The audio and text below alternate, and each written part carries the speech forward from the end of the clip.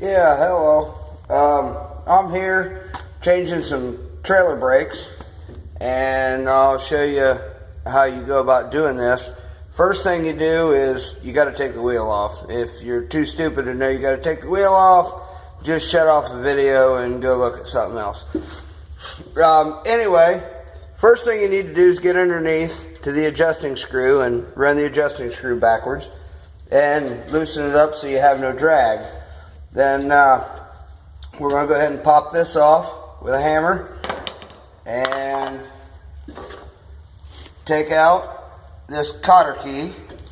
You got to get that out of the way.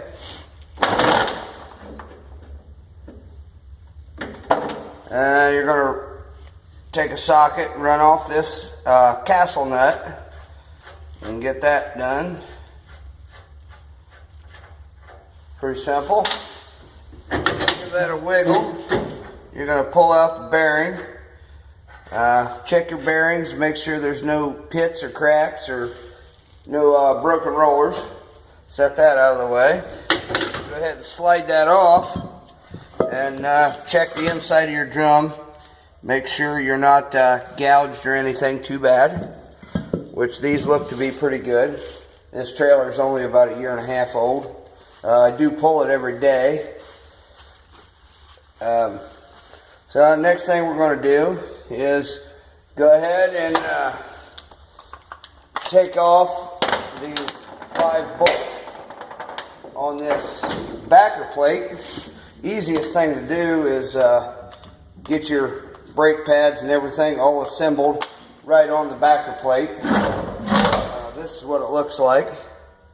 Comes with your magnet, your springs, shoes, everything all included right together. It's a lot cheaper that way, saves a lot of time. I'm going to go ahead and run these off.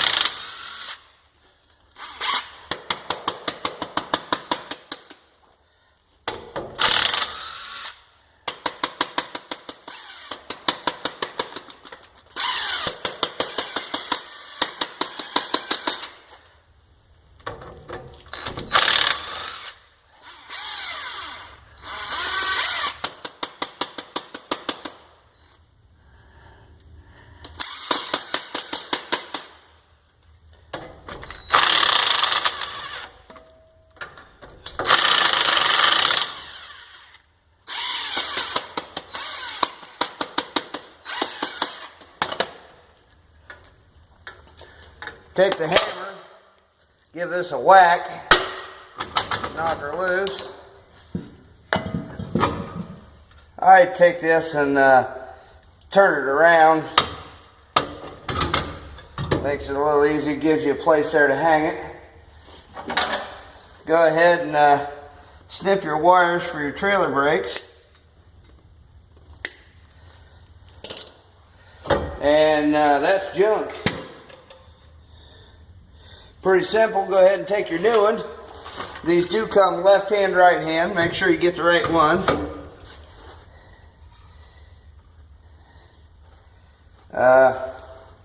You get to find out your brake shoe, there's some measuring to do. It helps if you have the trailer axle number. You can also cross-reference that from the bearing number on the actual bearing itself.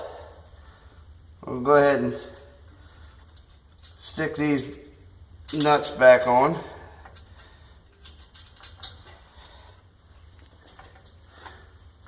That adjusting screw, before you get in there, sometimes those are a little rusty when you're going to back those off. Sometimes it's good to squirt it with a little bit of Rust Buster, WD-40, something like that, to loosen that up, because you are going to be throwing that away, so it doesn't matter if you get that on the brake pads in there.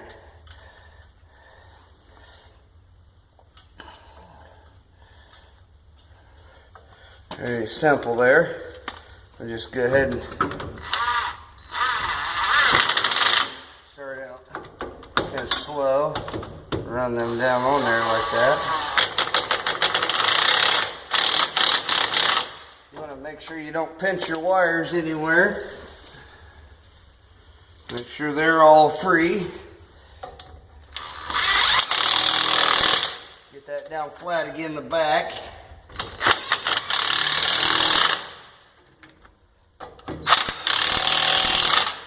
And I never trust the impact alone. I always take a ratchet and make sure they're tight. Last thing you want to do is want that to come loose. And I don't like to sit and impact on them nuts either because they're not real big. It does help speed up the process a little bit though.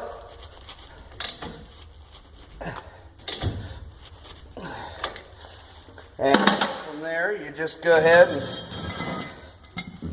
check your bearings or whatnot, which I already have on these. Go ahead and slide that back on there like so. You'll see that fits on there and sits like that. We're going to go ahead and stick the bearing back in there that has already been checked out. And there's also a washer that goes with that bearing there. Sometimes there we go. And I'm going to slide that in there like that. We're going to stick that castle nut back on there. Now these nuts here you don't have to have real tight. You want to draw that down and make sure that your hub is in there all the way. And then you need to back it off just a little bit, and you'll see that cotter key will slide right down into that hole right there that you have. You have to have that lined up. And then we'll go ahead and take that and knock that back down in there like so. And bend them around so that can't come out. Pretty simple like that. Now this trailer here has a grease zerk on here, and once this cap is back and fully installed, you can pop off this rubber cap right here and stick a grease zerk in there, and that's how you pack that bearing. So we'll stick it back on like so.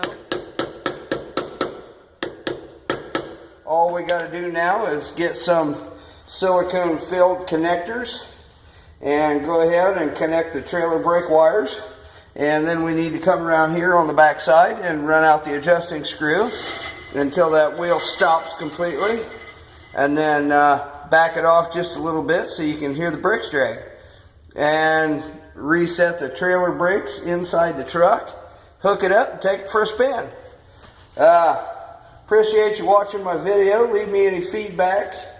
This is kind of a new thing to me, so I figured I'd take what I've learned a little bit and share it with the rest of you. I've depended on these videos myself. So hopefully everything goes good for you, and I wish you the best luck. You have a good day.